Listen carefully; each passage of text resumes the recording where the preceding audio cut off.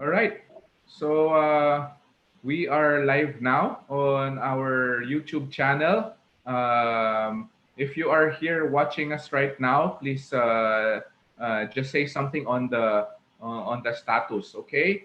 So what I will do now is bring in Ralph. Uh, I'll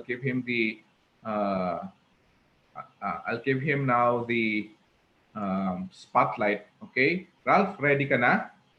Yes, sir. Okay, sige, go ahead, Ralph. Okay, sir.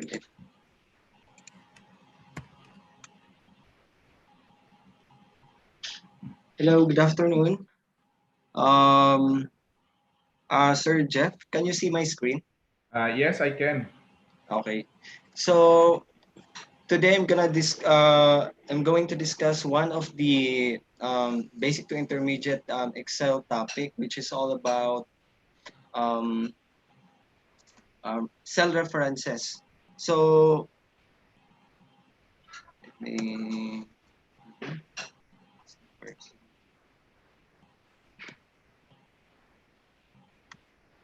okay, wait for a while. Okay, actually, these are the topics for the basic to intermediate Excel. Yan. So makikita nyo I just pick one, and that is the cell references. Um, Before you go to the advanced lesson of Microsoft Excel, you need to learn first the uh, fundamental of the Excel formula, which is the cell references. So when we talk about formula naman, this has different elements. No? Ang unang-unang elements is the constant values, cell references, functions, and operators. So these are the basic elements of a formula. So itatakil natin hanggang sa cell references. Concept very simple lang naman to. So for constants, these are actually fixed values, meaning this does not change. So example nito ay yun nga, numbers like 5, even currencies or numbers containing decimal, 10.5, 30%, even date or even time, and also text. These are constant. And take note pala, when you add to your formula a constant, which is a text value like Juan de la Cruz, uh, you have to put it inside the double quotation. And now let's talk about cell references. Um, Cell references has three types. The first type of a cell reference is a relative cell reference. This is actually the default cell reference in Excel. Um, ang behavior naman nito, it automatically adjusts and change when copied or when using autofill. Let me show you an example. Okay. Wait for a while. Can I open it? Okay. So example number one. Um, if you're familiar with Excel formula, we Excel formula always starts with yung formula operator natin kasi we have operators also in Excel, different operators. And the first operator that you have to learn is the formula operator, which is equal sign. So you use this operator to tell Excel that you are writing a formula in a cell. So let's say, for example, we have here a table, Access Internet Cafe, containing four columns, the services, the price, quantity, and you have to get the total. So to get the total automatically, um, anong formula yung gagamitin natin? So some might type 25 plus 2. So actually, these are what you call constant. Ito yung example ng constant values. These are numbers that are fixed. So once you apply that, if you're familiar with the autofill can be found at the lower left corner of the active cell. So yung ito pala, kunwari nag-click ako dito, my active cell now is located at H4. So we call this active cell. In your active cell, you have there a small dot at the lower right corner. That is what you call the autofill handle. So yung autofill handle, you can click that or you can click and drag. Yeah.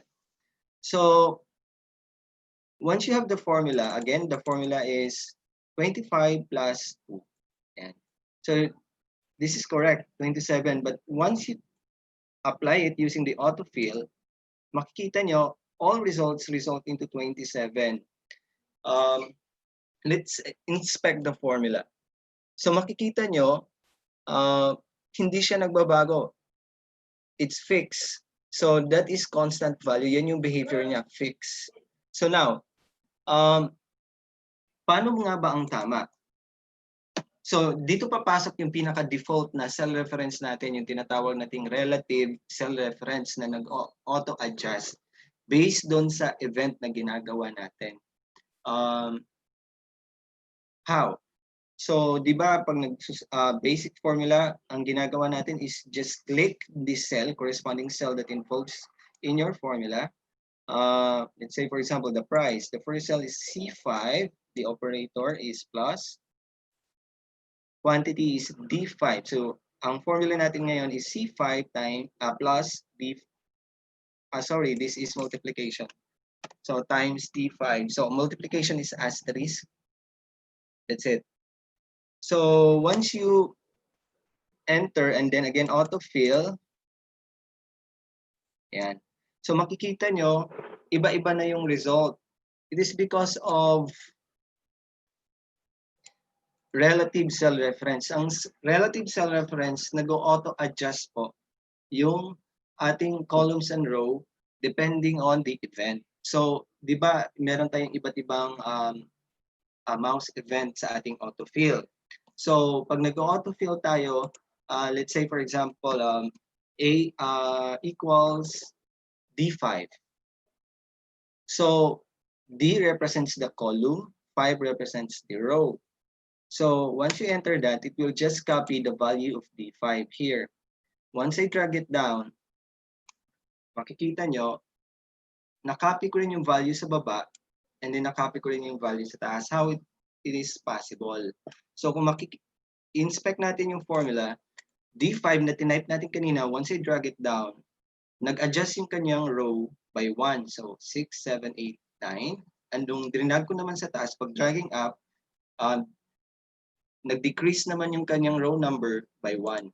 So ganun din po, pag drinag natin siya sa right, dapat yung column number mag-decrease naman siya by 1. So instead of D, dapat maging C.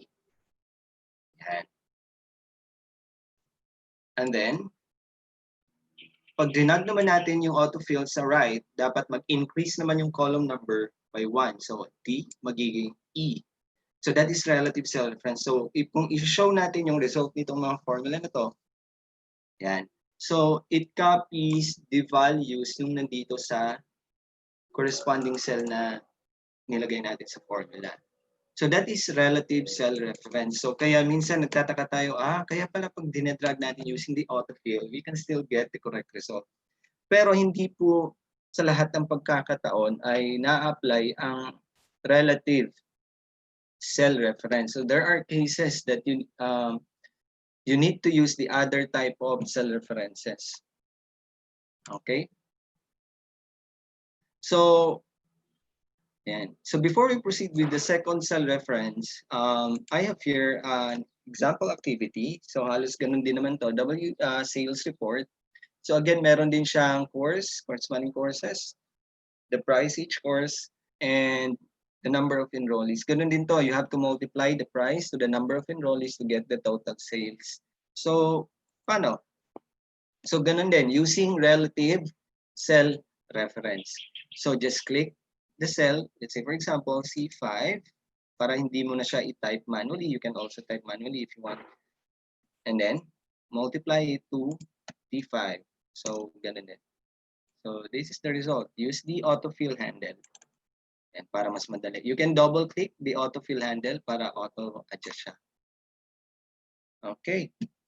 So that's how you use the first type of cell reference, which is a relative cell reference. The second type of cell reference naman is, okay, the absolute cell reference.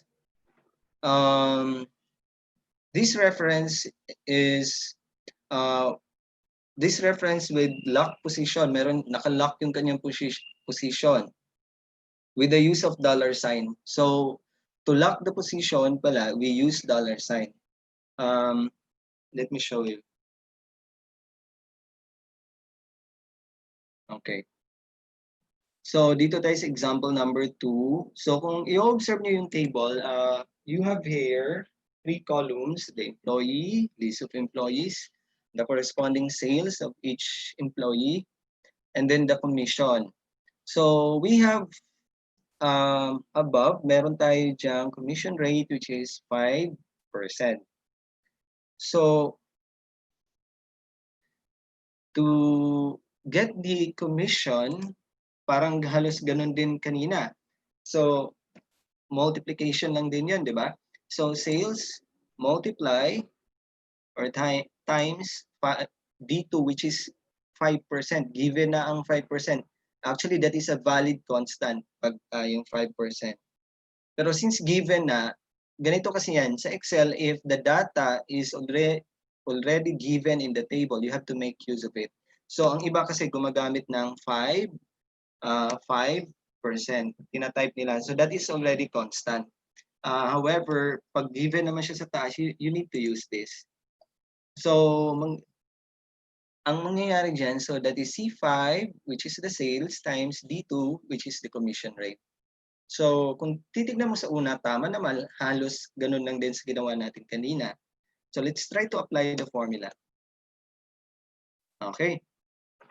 So, apply the formula using the autofill again, double click. Oops, what happened? So, ito yung sinasabi ko na hindi lahat ng relatives reference ay nagagamit sa lahat ng pagkakataon. So, like this. So, nagka-error na siya. Bakit kaya? So, let's try to inspect the formula. So, if you're going to inspect the formula, makikita nyo, 5% equivalent noun in decimal is 0.05. So, dito, you can see that C5 times D2. Kung makikita nyo, tama yung first result. Yung sa pangalawa, mali na hanggang sa dulo.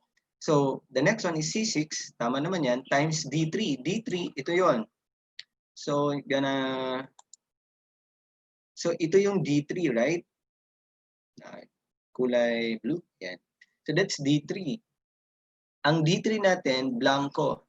So, anything multiplied to a blank is also a blank or pwedeng 0. Yan. Kaya yung pangalawa, kung makikita nyo, blanco din ang result kasi wala namang laman yung D3. So bakit kaya nag-increase itong D2, naging D3, D4, D5? It is because D2 here is a default reference which is a relative cell reference. Di ba? Common behavior na yon. Behavior na talaga yon ng relative cell reference na nag-a-adjust yung kanyang row number pag dinadrag mo yung formula mo pababa or pataas. Column number naman pag left to right ang event. So, anong gagawin? So, dyan papasok yung pangalawa nating reference. Again, the absolute cell reference. Example dito is A1 with dollar sign. So, using dollar sign. So, ang dito, to make it an absolute reference, first step, kailangan mong ilagay or position your cursor, yan, before D2, between D2 or after D2, basta nasa D2 siya, yan. And then, just press in the keyboard, ipipress mo lang sa keyboard yung shortcut key na F4. If you are using laptops, meron diyang FN F4 kasi ang iba hindi gumagana pag hindi mo pinipress yung FN simultaneously with F4. So F4 or function 4, just press it. So magkakaroon na automatically ng D2. Hindi mo na kailangan pang um, isa-isahin or i-type yung $sign manually. Okay, so let's try. So let's apply the formula using autofill. So ayan na po.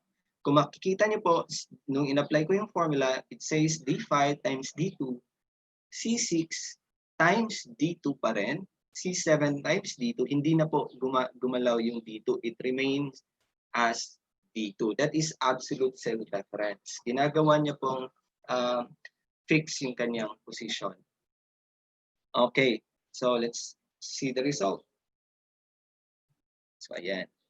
So kung makikita nyo, tama na po yung result natin. Nagkaroon na po tayo ng proper result.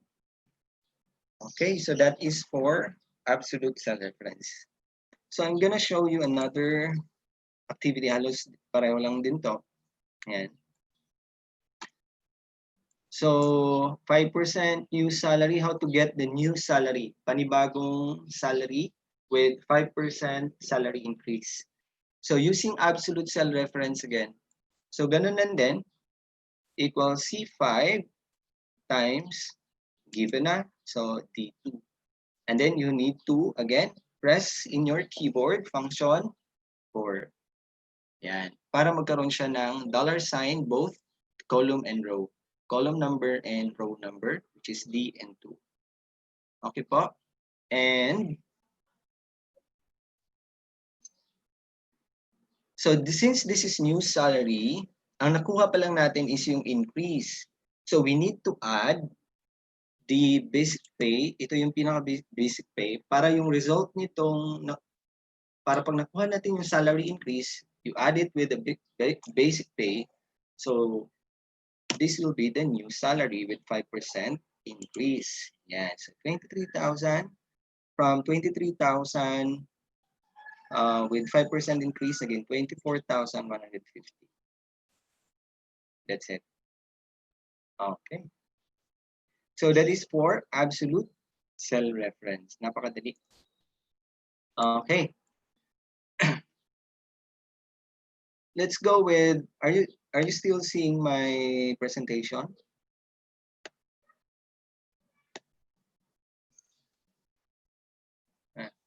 Okay. For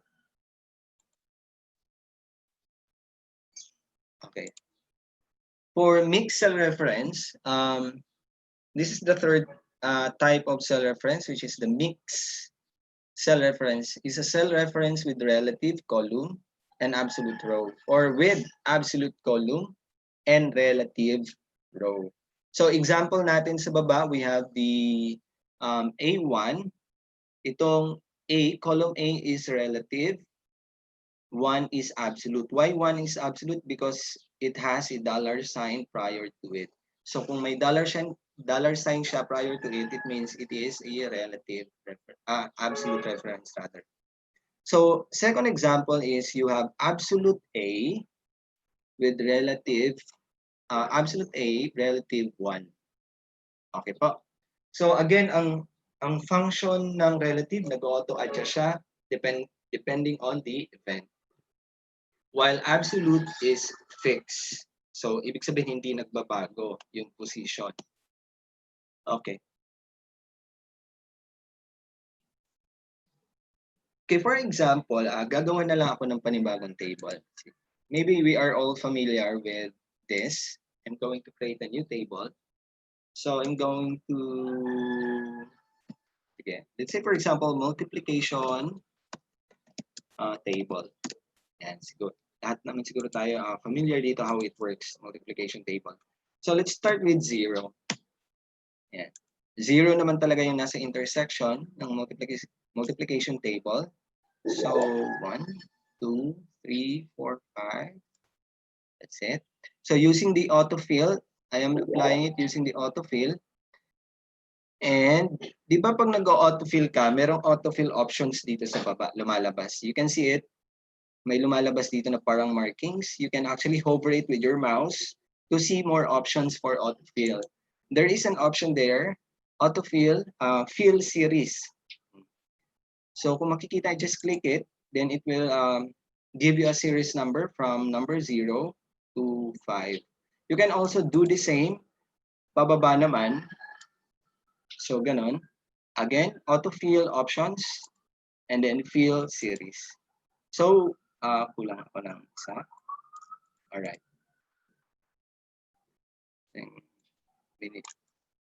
So this is now my multiplication table. You know how it works, right? So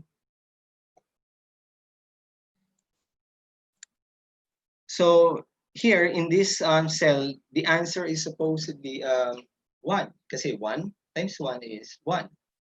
Dito naman is 4. Kasi 2 times 2 is 4. Here, you have 1 times 2. That's still 2. Ayan. So, paano mo siya makukuha yung result ng lahat is constructing only or by providing only one formula. Kasi ganun naman talaga ang ginagawa madalas. You only provide one formula in a table, you apply it, and then dapat makuha mo yung result ng tama. Kagaya kanina, you only specify one formula, once you apply it, nakuha mo lahat. So, ganun din ang challenge dito. So, if you're going to write a formula, lahat relative, A3 times B2, what will happen is, see, mali na yung result kasi relative nag-auto-adjust. So, ano kaya yung pwedeng gawin? Absolute natin? Let's try.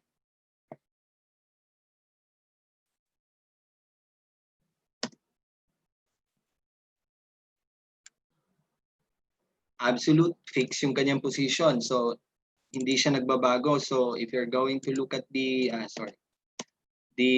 formula, inspect the formula, makikita mo A3 times B2 lahat, hindi nagbabago lahat.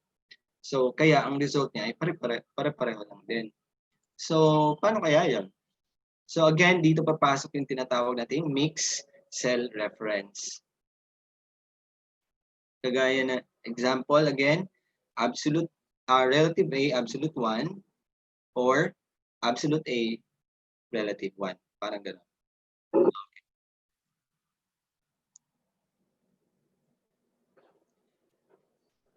Okay, to do that, ganito lang.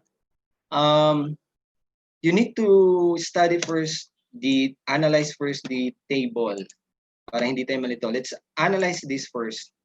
So, kung makikita nyo, there are two data sets. Dalawa yung sets of data natin. The first data set is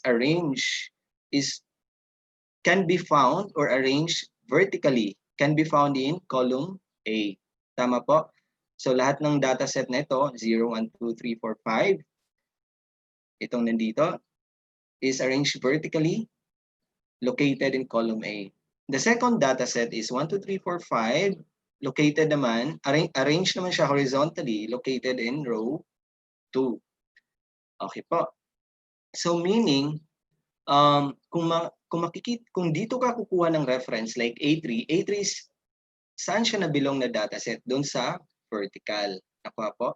So lahat ng numbers sa dataset na to can only be found in column A. So ibig sabihin, dapat si column A is absolute. Hindi siya dapat nagbabago.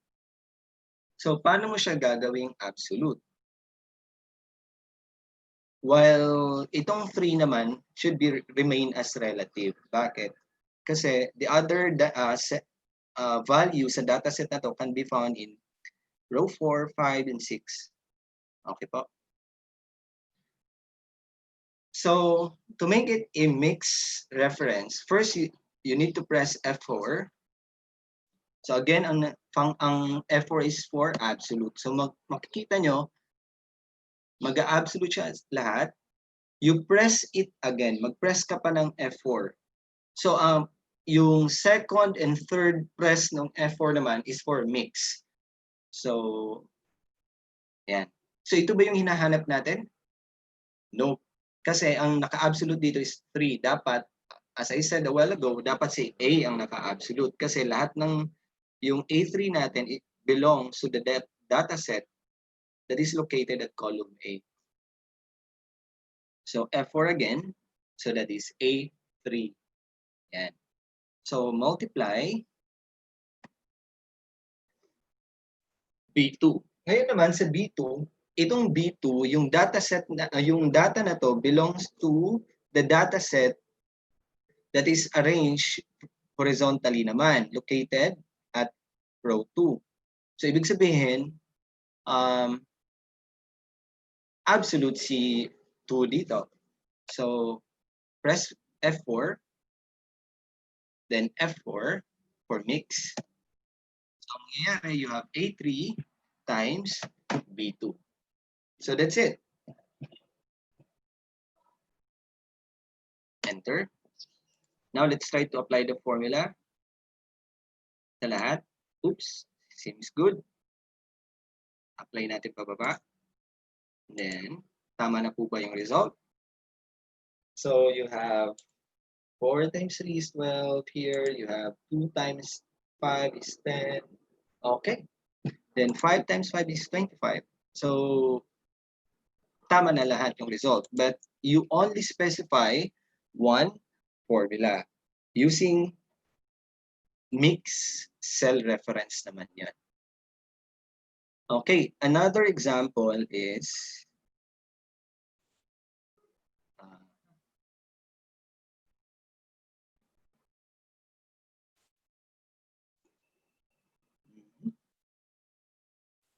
okay, this one. So you want to specify yung price list na. We want to give the price list na with given quantities. Okay, so these are for printing and for editing. So almost the same lang din yung gagawin natin dito for mixed reference. You only have to specify one formula dito. So you have C7. So here, alin dapat ang naka-absolute? Again, in this data set, dapat ang naka-absolute ay C kasi sila lahat is located at column C. Oops, happened.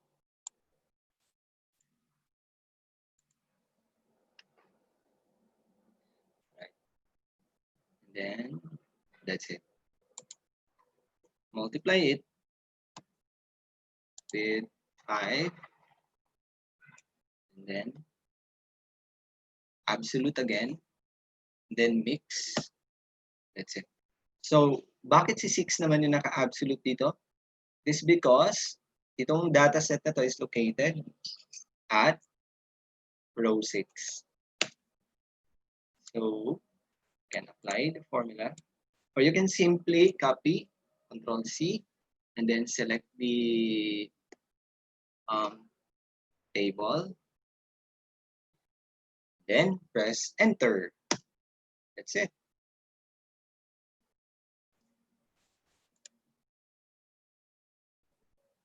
Okay.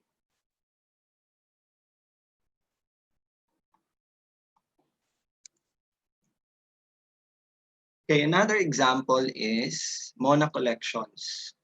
So we want to see the discounted price. Yeah.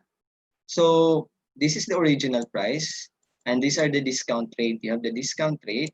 What you wanted to see is the discounted price. Okay. So we have here a note to get the discounted price. You have original price minus original price times discount rate. Okay. So here, so original price minus original price times this one, the discount. So now we have to think kung ano ba ang type of reference na dapat i-apply dito. For C6, still mix, tama po. Located, all of this data is located at column C, so ibig sabihin, absolute si column C. the same with here. Okay. D5 naman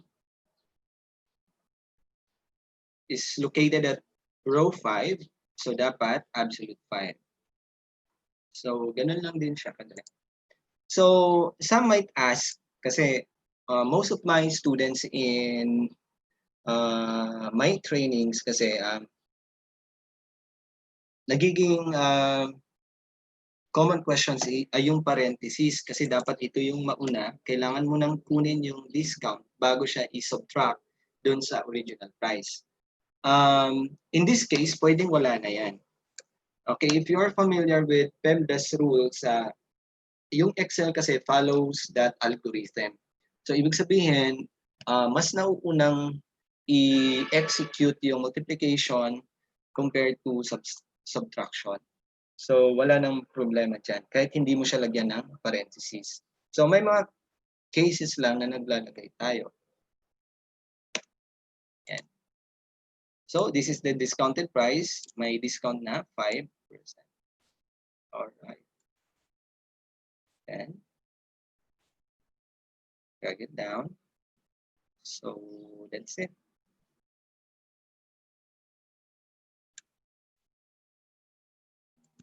So that is for mixed cell reference. Okay, so that is all for cell reference. So if you have any questions about our topic today, please feel free to post your questions. Sir Jeff? Yes, Ralph. Binuview ko lang kung may questions sila. Parang meron dito kanina pero nasagot na. I see. So if you have questions, pwede niyong i-type. Yan. Wala naman yata, Ralph. Yes, sir.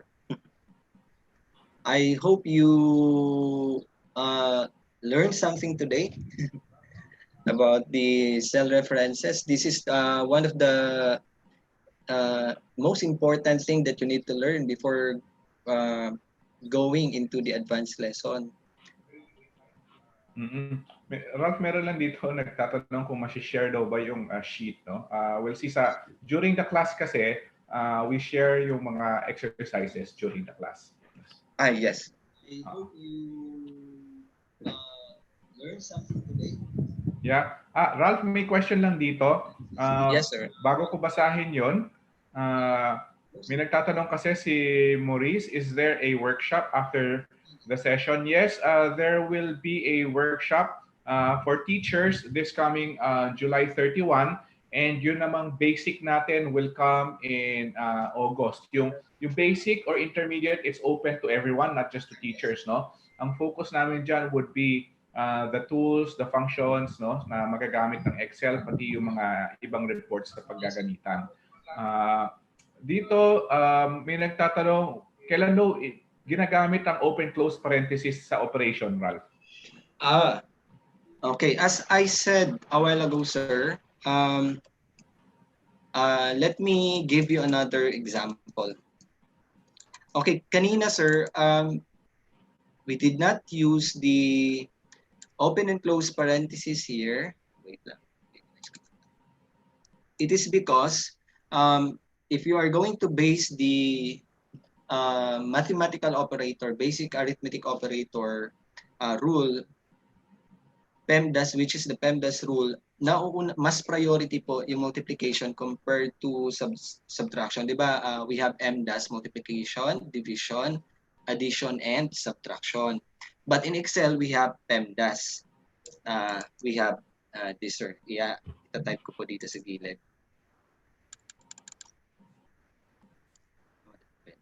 Active yung formula. Wait.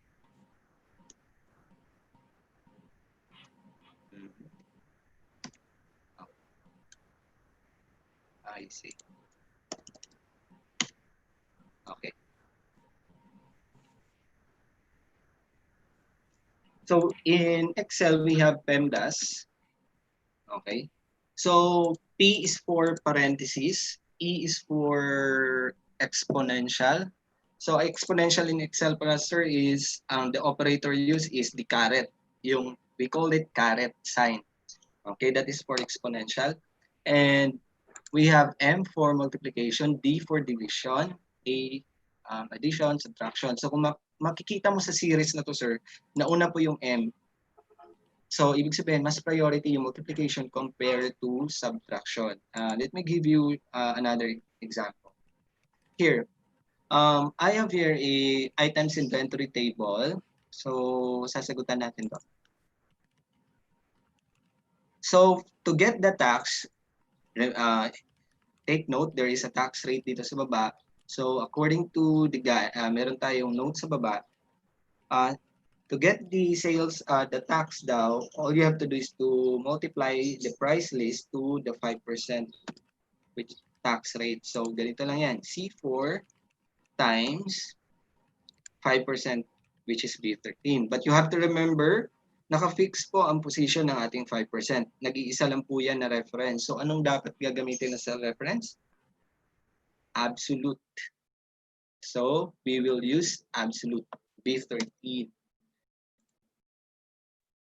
And now, dito naman, for the total sales, para daw makuha mo yung total sales, ang total sales na to is tax exclusive dapat. Ibig sabihin, hindi kasama,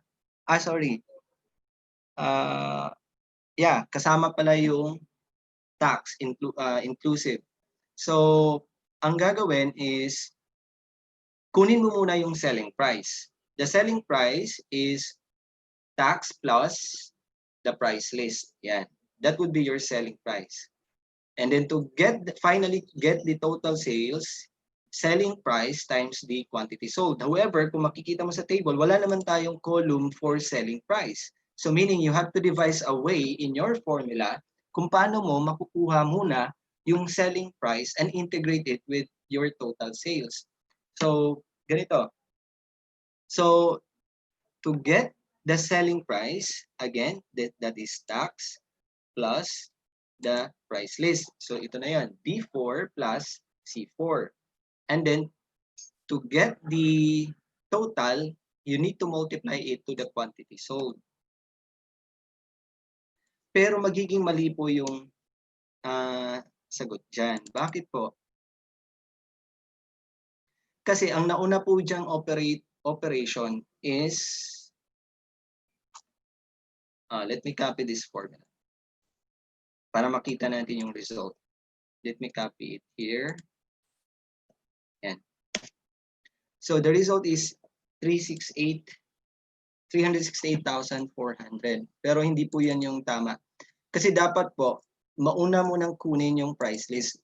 So dito, since ang Excel, lagi niyang binabasa una yung multiplication compared to addition kasi that is the algorithm followed by Excel. Kasi yun yung pinagbasihan niya na rule, yung PEMDAS. So ang gagawin mo sir, para ma-bypass mo, you need to add parentheses. Remember, sa PEMDAS, P is parentheses. So ibig sabihin, what is inside the parentheses is the most priority operation or operation.